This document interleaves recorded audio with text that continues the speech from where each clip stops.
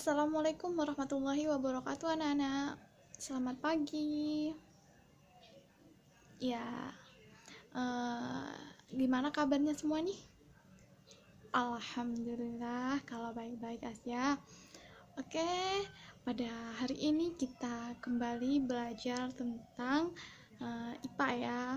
Oke, sebelum kita mulai pelajarannya, silahkan untuk ketua kelas untuk dipimpin doa teman-temannya sebelum kita mulai pelajaran. Dipersilahkan.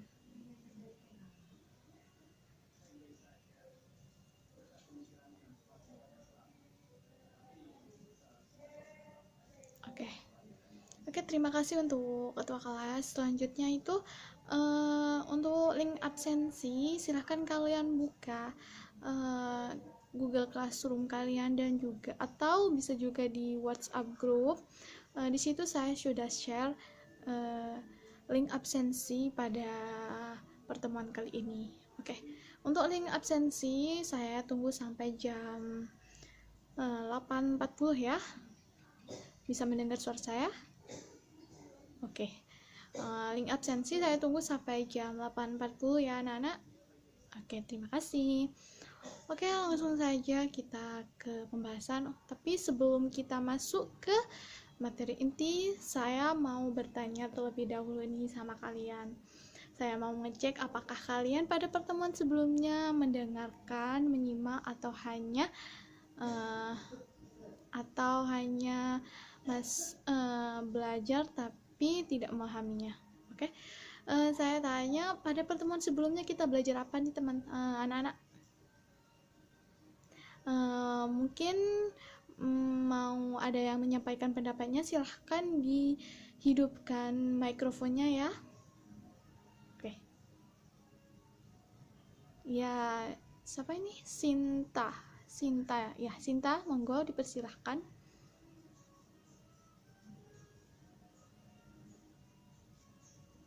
Oke, terima kasih Sinta. Ya, mungkin yang lain ada yang mau berpendapat lagi? Siapa itu? Danu. Oh ya, Danu, silahkan Danu. Oke. Ya, terima kasih Danu. Oke. Ya, benar sekali. Pada pertemuan sebelumnya kita bahas sedikit ya. Pada pertemuan sebelumnya kita telah membahas tentang pencemaran lingkungan, di mana salah satunya yaitu pencemaran udara. Nah, pencemaran udara ini didefinisikan atau dapat diartikan sebagai pengeluaran atau pelepasan kontaminasi yang berbahaya seperti bahan kimia, kemudian gas beracun, kemudian molekul biologis dan lain sebagainya ke atmosfer bumi, di mana hal tersebut dapat menyebabkan pencemaran udara, di mana untuk pencemaran udara tersebut disebabkan oleh pembakaran bahan bakar fosil, kemudian operasi penambangan yang selanjutnya itu seperti gas buang dari industri dan juga pabrik, sehingga hal tersebut berdampak bagi kita semua, di mana beberapa dampaknya seperti peningkatan risiko penyakit pernafasan, kemudian peningkatan risiko penyakit kulit, kemudian dapat meningkatkan risiko kanker, kemudian terjadinya pemanasan global, kemudian terjadinya hujan asam, kemudian terjadinya penipisan lapisan ozon, dan dampak yang lain yang berhubungan dengan materi kita pada hari ini, yaitu terjadinya efek rumah kaca yang akhirnya nanti berdampak menyebabkan terjadinya perubahan iklim. Jadi, pada pertemuan kali ini kita akan membahas tentang apa, anak-anak? Ya, benar sekali, tentang perubahan iklim. Oke, sebelum kita masuk ke materi inti, saya akan menyampaikan tentang tujuan, manfaat, dan metode belajar yang akan kita gunakan pada pembelajaran hari ini. Dimana tujuan kita belajar materi ini yakni untuk mengetahui apa sih dari apa sih itu perubahan iklim, apa saja faktor penyebabnya, dan apa saja dampak dari perubahan iklim tersebut. Sedangkan untuk metode belajar yang kita gunakan yaitu bisa dengan ceramah atau presentasi, dan juga kita akan menggunakan metode diskusi kelompok. Sampai di sini apa ada yang belum dipahami? Silahkan bisa dihidupkan mikrofonnya.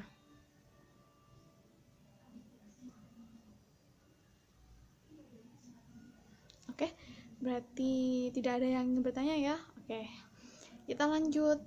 Di sini saya punya tayangan sebuah video tentang perubahan iklim. Silahkan kalian simak, pahami, dan nanti identifikasilah isi dari tayangan video ini sebanyak mungkin tentang hal-hal yang kalian dapat dari video tersebut. Membuktikan bahwa aktivitas manusia merupakan penyebab utama meningkatnya perubahan iklim dan bukan hanya proses alami yang terjadi pada bumi. Pada tahun 2016, peradaban kita menghasilkan 40 miliar ton karbon dioksida, yang mana setara dengan 700 triliun kaki kubik karbon dioksida. Jumlah ini lebih kurang sama dengan 100 gunung Everest. Bahkan, jumlah karbon dioksida sebanyak ini mampu untuk mengisi seluruh Grand Canyon 5 kali, atau setara dengan 19 juta bangunan Empire State. Polutan alami bumi adalah gunung berapi. Jika kita menghitung dengan teknik perkiraan ilmiah, jumlah emisi karbon yang dihasilkan oleh gunung berapi setiap tahun dapat diperkirakan sebesar 500 juta ton karbon dioksida yang berasal dari vulkanik. Tetapi itu bahkan belum mencapai 2% dari 40 miliar ton karbon dioksida yang dihasilkan peradaban kita. Mengapa kita harus peduli dengan pemanasan global dan peningkatan perubahan iklim? Sejak abad lalu, suhu bumi meningkat 1,5 derajat Fahrenheit dan diperkirakan akan terus naik 0,5 hingga 8,6 derajat Fahrenheit selama 100 tahun ke depan. Hewan dan tumbuhan sulit untuk beradaptasi dengan kondisi ini. Jika satu spesies punah, maka akan menyebabkan efek domino terhadap rantai makanan. Tidak ada kehidupan hewan dan tumbuhan, tidak ada pula kehidupan manusia. Meningkatnya suhu bumi membuat lautan menjadi lebih panas, sehingga akan meningkatkan keasaman air laut yang mana timbul akibat karbon dioksida bereaksi dengan air asin. Peningkatan keasaman air laut membahayakan kehidupan hewan laut dan menjadi penyebab utama kerusakan terumbu karang. Kenaikan suhu air laut hingga 4 derajat yang diakibatkan oleh pemanasan global juga akan menyebabkan sekitar 89% terumbu karang di wilayah Pasifik Barat dan sekitarnya mati. Ini tentunya menjadi masalah besar karena sekitar 1 miliar orang menggunakan kehidupan laut sebagai sumber protein utama mereka. Perubahan iklim juga menyebabkan bencana alam yang terjadi secara intensif, seperti banjir, angin topan, gelombang panas, tornado, bahkan kekeringan. Di Indonesia, Badan Nasional Penanggulangan Bencana atau BNPB mencatat terdapat lebih kurang 17.000 kejadian bencana di Indonesia dalam 10 tahun terakhir. Kejadian itu terdiri dari banjir 6.261 kejadian, puting beliung 5.128 kejadian, tanah longsor 4.077 kejadian, kekeringan 637 kejadian, kebakaran hutan dan lahan 620 kejadian, gelombang pasang atau abrasi 167 kejadian, serta letusan gunung berapi 52 kejadian. Di Indonesia, pemanasan global ini salah satunya berdampak pada tenggelamnya 2 wilayah bagian dari sebuah desa di Kabupaten Demak, Provinsi Jawa Tengah karena banjir rob. Daerah tersebut diketahui memiliki luas wilayah 89.743 hektar dengan panjang pantai 34 km. Namun saat ini abrasi sudah meluas hingga area 798 hektar. Dampak perubahan iklim juga diketahui bisa memicu tenggelamnya sekitar 2.000 pulau kecil di tanah air pada 2030. Analisa itu dipublikasikan Kementerian Kelautan dan Perikanan atau KKP dan PBB pada tahun 2009. Jadi pertanyaannya adalah, bagaimana cara kita menghentikan ini? Alih-alih membakar bahan bakar fosil, kita perlu mengubahnya menjadi energi terbarukan seperti tenaga surya dan angin yang menghasilkan nol emisi karbon saat pengoperasian. Energi dari matahari dan angin tidak terbatas, tidak seperti bahan bakar fosil. Energi matahari yang jatuh ke bumi lebih banyak dari kebutuhan peradaban kita dalam 1 tahun. Jika kita mengurangi deforestasi, di samping mengurangi jumlah bahan bakar fosil yang terbakar, tentunya akan lebih banyak pohon-pohon di hutan yang secara aktif menyerap karbon dioksida. Bagaimana cara kita dapat membantu secara pribadi saat ini juga? Kita dapat menggunakan mesin-mesin kendaraan yang hemat bahan bakar dan ramah lingkungan, atau kita dapat menggunakan kendaraan-kendaraan. Gunakan barang elektronik Anda seefisien mungkin, seperti gunakan bola lampu hemat energi, keringkan pakaian Anda secara manual, dan matikan barang elektronik Anda saat tidak digunakan. Kurangi, gunakan kembali, daur ulang, dan tentunya sebarkan pengetahuan dan kepedulian Anda terhadap perubahan iklim. Ingatlah, perubahan iklim merupakan persoalan yang sangat nyata dan berpengaruh terhadap bumi. Bumi adalah rumah kita. Meskipun kita adalah masalahnya, namun kita juga dapat menjadi solusinya. Nah, itu tadi suatu tayangan video tentang perubahan iklim. Jadi gimana anak? Ada yang perlu dipahami atau ada yang belum dipahami? Oke, ada yang sudah, ada yang belum. Oke. Untuk video tadi kalian bisa lihat lagi ya di Google Classroom karena saya tadi sudah share video tersebut. Dan selanjutnya tadi karena ada yang belum paham, ada yang sudah paham, ada yang belum, ada yang cuman paham sedikit bu gini. Oke, nggak apa-apa. Oh ya, tadi kan ini ibu sudah menyuruh kalian untuk mencatat. Apakah sudah selesai? Ya, untuk ya catatan atau hasil identifikasi kalian tentang terkait isi video. Iya, di RKS sama catatan. Iya, sudah? Oke. Selanjutnya, karena tadi ada yang belum paham bu, ada yang sudah paham cuma sedikit. Nah, selanjutnya kalian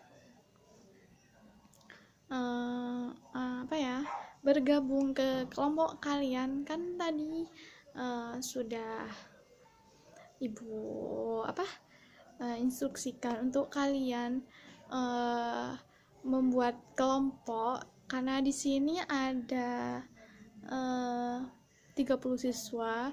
Jadi kalian bentuk 6 kelompok di mana anggotanya terdiri dari 4 sampai 5 orang.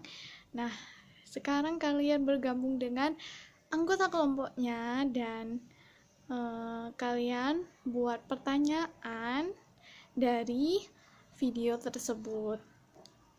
Nah, pertanyaannya ya individu, jadi setiap anak atau setiap siswa memiliki pertanyaannya sendiri tentang isi video tadi. Nah, kemudian setelah kalian buat pertanyaan, nanti ibu beri waktu, kemudian nanti kalian bergabung dengan anggota kelompoknya. Untuk anggota kelompok itu terserah kalian, random atau mau urut absen itu terserah kalian, ibu serahkan ke kalian ya untuk anggotanya. Jadi nanti setelah kalian menuliskan pertanyaan, kalian gabung dengan anggota kelompok kalian dan diskusikan terkait pertanyaan-pertanyaan telah kalian buat itu sesama teman kelompok. Nah, kalian juga bisa cari jawaban atau informasinya dengan sumber-sumber yang mendukung seperti buku pegangan kalian, buku IPA terpadu, kemudian bisa juga dengan sumber digital lainnya yang mendukung. Oke, bisa dipahami tak? Oke. Ya, kelompok. Kenapa? Iya, siapa itu tadi yang bertanya? Dewi? Ya, Dewi kenapa? Iya, kelompoknya itu yang sebelum pelajaran dimulai tadi melewati WhatsApp grup kan, ibu sudah instruksikan ke kalian kalau membuat kelompok dalam satu kelas sebanyak 6 kelompok. Jadi karena di sini ada 30 siswa, maka satu kelompok bisa 4 atau 5 orang seperti itu. Ya, benar. Oke, silahkan didiskusikan bersama kelompoknya. Oke, gimana anak-anak? Sudah selesai? Ya, karena sudah selesai, selanjutnya karena tadi sudah berdiskusi bersama kelompoknya, selanjutnya Ibu minta perwakilan dari setiap kelompok mempresentasikan hasil diskusinya. Nanti apabila ada yang ditanyakan, silahkan dihidupkan mikrofonnya. Oke, Ibu minta dari kelompok 3 terlebih dahulu, silahkan perwakilannya.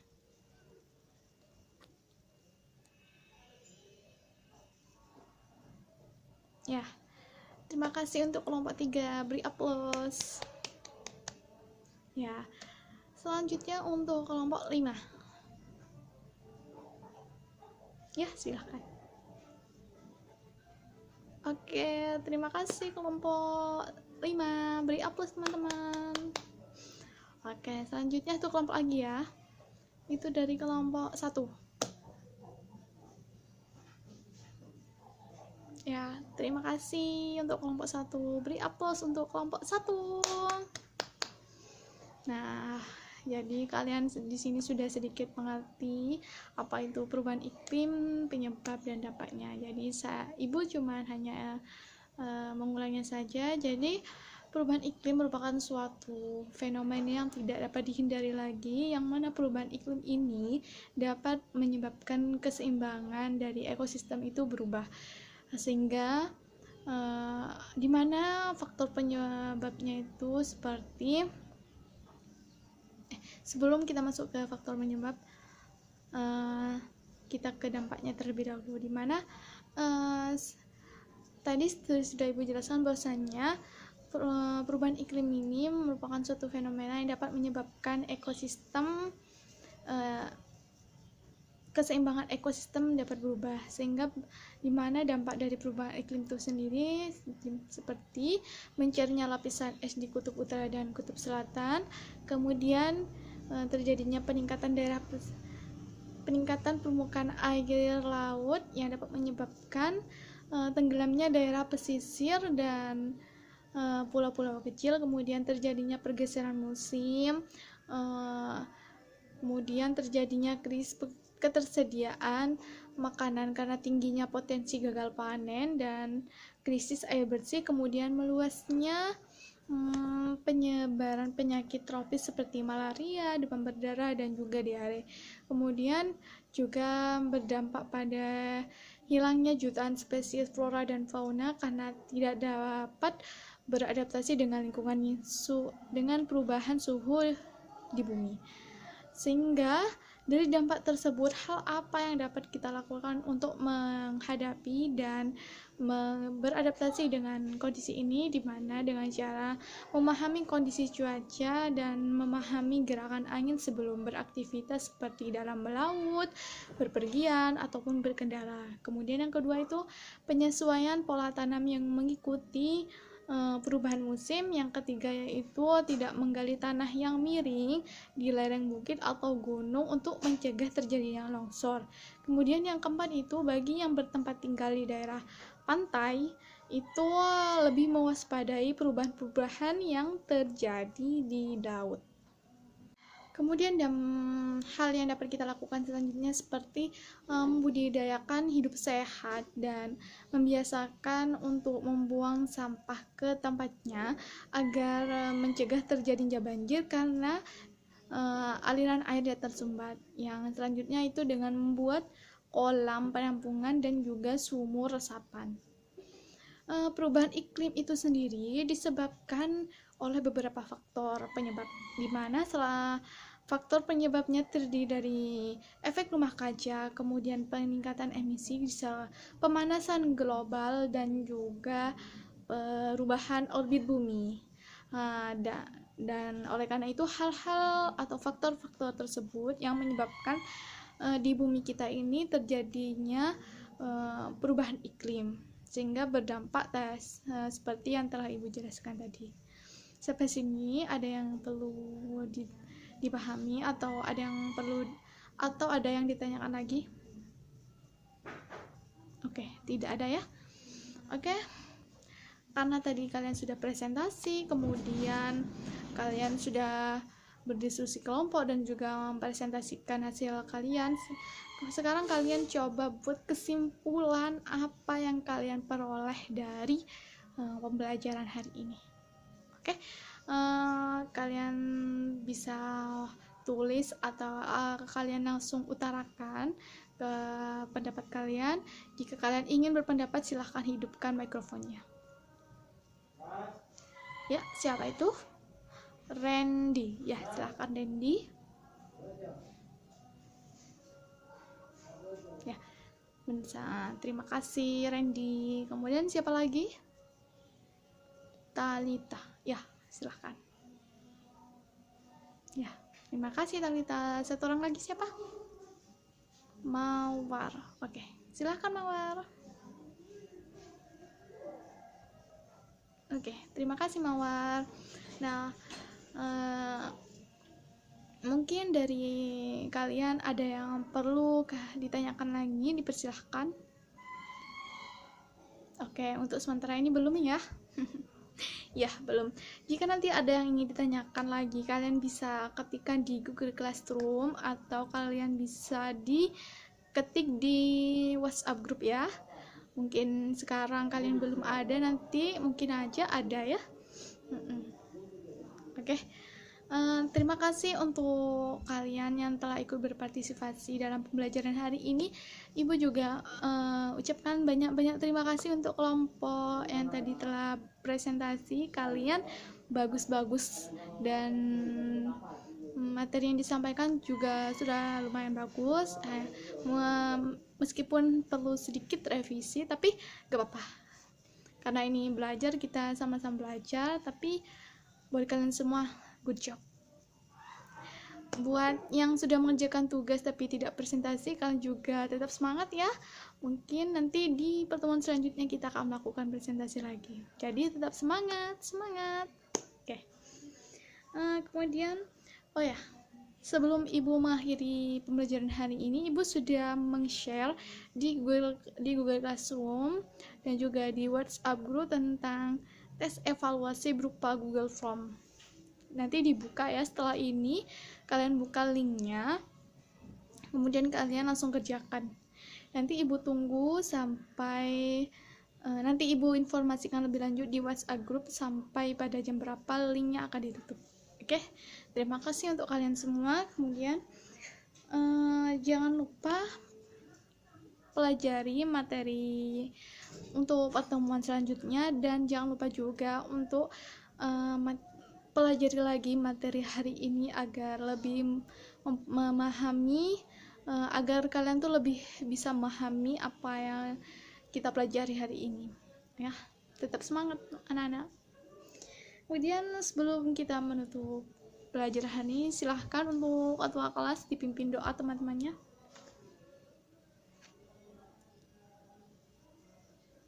Oke, terima kasih anak-anak atas partisipasinya. Ibu mohon maaf apabila ada salah kata dan salah perbuatan yang Ibu baik yang Ibu lakukan sengaja ataupun tidak sengaja dari awal belajar sampai akhir pembelajaran hari ini. Saya mohon maaf yang sebesar-besarnya, kurang lebihnya saya mohon maaf. Terima kasih. Wassalamualaikum warahmatullahi wabarakatuh.